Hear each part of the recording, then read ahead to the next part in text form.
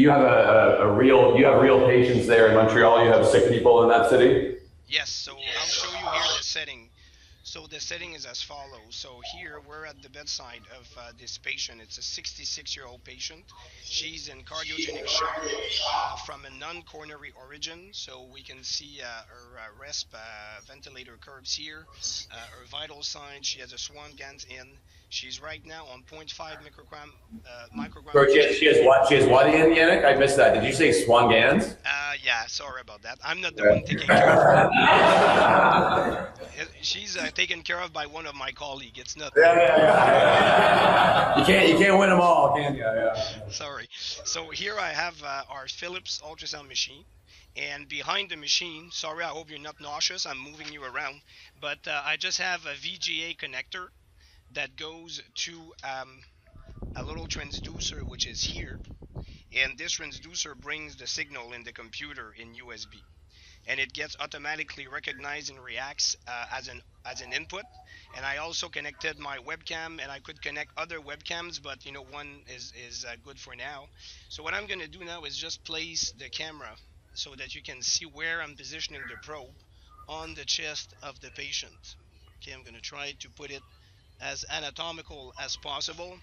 So I'm going to increase a little bit the size of this view like this, and reduce this like that. Okay, so I'm going to pick up the probe now, and Rob, I'm going to follow you so you can tell me what you want me to show you.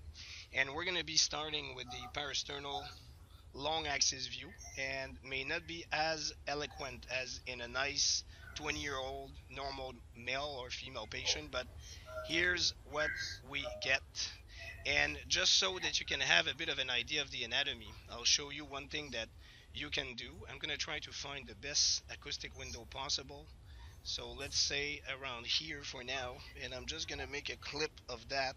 So I'm going to acquire that image like this. Okay, this is acquired, and I'm just going to have it play here for us. There you go.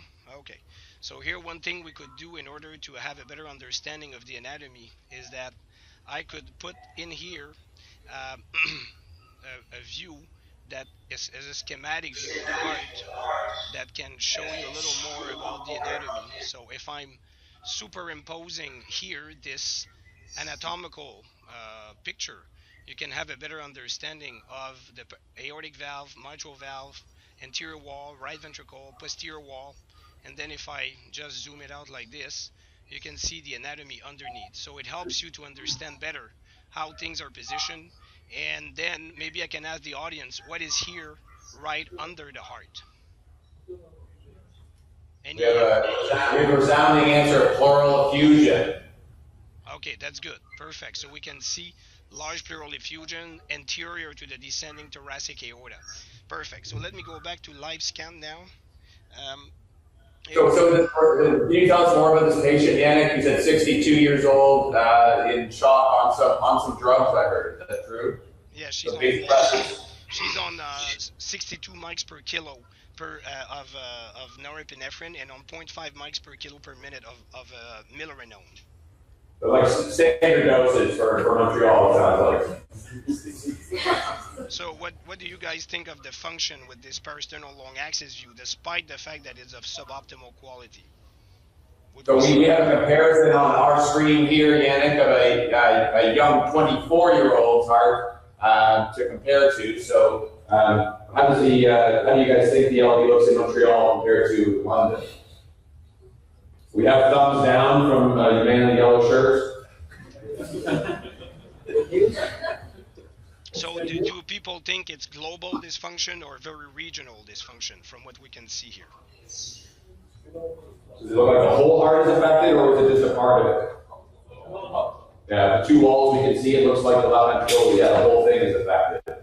We favor the whole thing, Yannick. Perfect, you're totally right. This patient had a coronary angiogram, which is negative. She has, we're thinking about potential amyloidosis because she also came in with a significant loss of protein in her urine. So now I'm going to turn 90-degree clockwise, and you're going to see the short axis. So a little bit of the mitral valve level, not a great view. It's not completely perpendicular, but not bad. to assess the global function. And now I'm gonna just aim down a little bit to try to get a pap muscle view. I'm a bit hindered by the ribs and everything, but I think you can get a good view here. Any pericardial effusion in this patient here? What do you guys think? Any pericardial effusion? A little bit. There's some finger pointing extreme and some mumbling. I think there's a suggestion of a small pericardial effusion. Yes, right here. And now if I increase the depth, we're going to see underneath the pleural effusion, which is right here. So there's a large pleural effusion and a very small pericardial effusion. Very good. So now I'm going to bring the depth down again, and if we go to apical level, I'm going to try to find the best rib interface. Not an easy one to get, but we can kind of see here again, quality is not great, but we can see that the apex, from what we can see, is pretty much the same as the other segments. So now I'm going to move to apical 4-chamber view, right under the breast, like this. And let's try to find a decent view, like this. Okay. So again, I think we have the same findings about the LV. And now I'll try to open up the RV so you can see the RV a little better, and you can tell me what you think. So let me move the probe a little bit like this. So if I'm showing you this view, let's say you're doing the exam at the bedside, would you be able to comment? Would you be able to tell me what's the RV function based on this view here? Would you say it's normal, it's abnormal, or you can't tell? What do you guys think? I can't see quite well from here. Can you call it? Abnormal. We have a call for abnormal. What do you think, Pierre? I'm going to guess that it's okay, but I'm really limited. So we have concerns that it might be a little technically challenging to comment accurately on it. So I'm trying to have a better view, not easy. So here, a little bit better. I like it. So here, what do you think, Pierre? I think it looks good. Okay, good. Now, look here, if I'm moving a little bit lateral. Whoa. What is this here? Is that a placenta?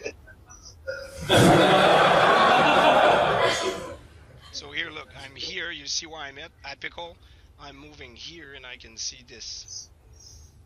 On my side, I just see a curtain artifact. I don't see any findings at all. So I don't know. What do you guys think that is? We have a call for pleural effusion, Yannick. Is that on the right track? That sounds good. And if I'm turning long axis here, we can see very well the a bit of the kidney here, the spleen, a large effusion, and we can see some of the lung right here in the right part of the screen. So, okay, very good. So large pleural effusion.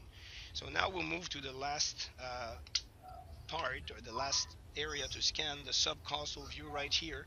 I'm going to aim up, and often, as you know, in mechanically ventilated patient, this is our best bet. Not always, but often. So let me try to find a good view.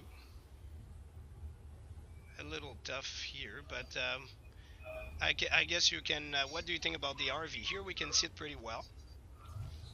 What is the white thing in the right ventricle?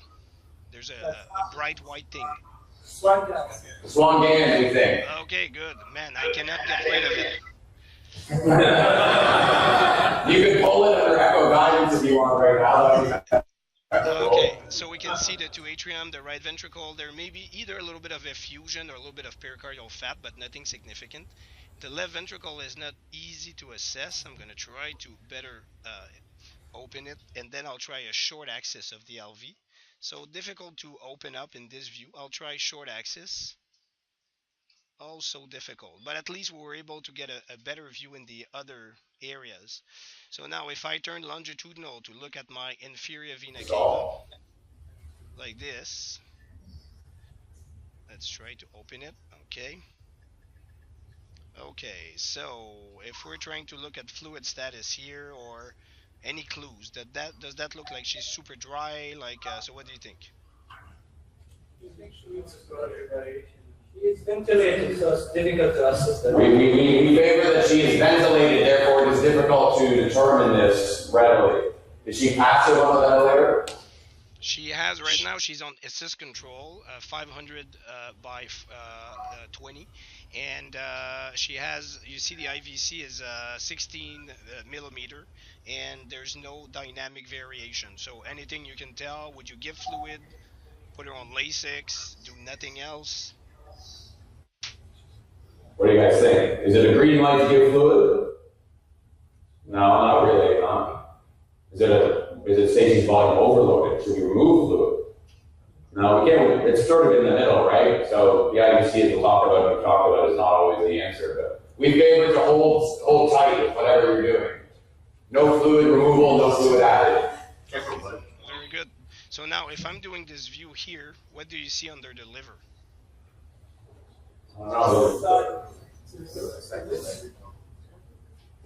We have a call for ascites, but I wonder if you're actually above the diaphragm there. So now look, I'm aiming down toward the abdomen.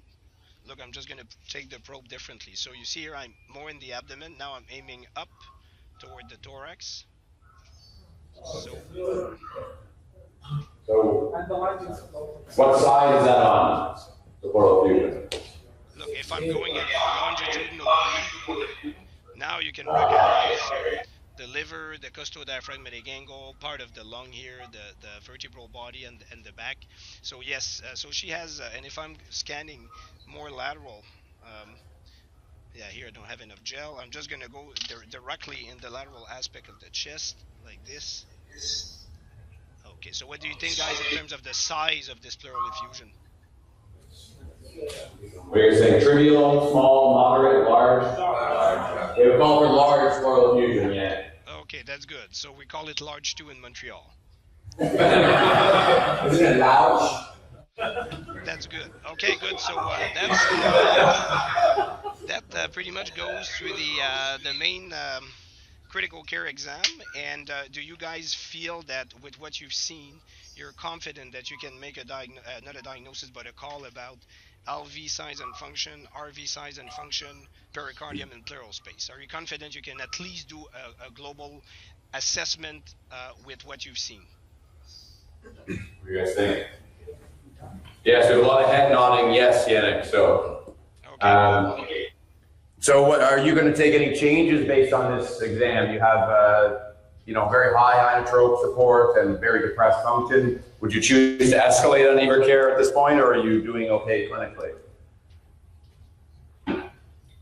Did you hear? Are you going to change your management based on your study? Are you asking me or are you asking the crowd? Oh, I'm asking you. Oh, okay. No, in fact, we're bringing the pressors down now, and she already has a drip of Lasix, so we're not going to bring it up. We're not going to bring it down. We're just trying to go down now on the vasopressor, the norepinephrine part. We're leaving the inotropes the same because when they tried to bring the inotrope down during the night, the index went from 2.1 to 1.7. There was no ultrasound done during the night, but now we have a basic for the morning, and we'll see how it goes during the day. But for now, it kind of all fits together. She's doing good. She has good urine output. The oxygen is down to 40%. So we think everything's fine, but it could change anytime. Perfect. Well, thank you, Yannick, for joining us. A round of applause for Yannick and his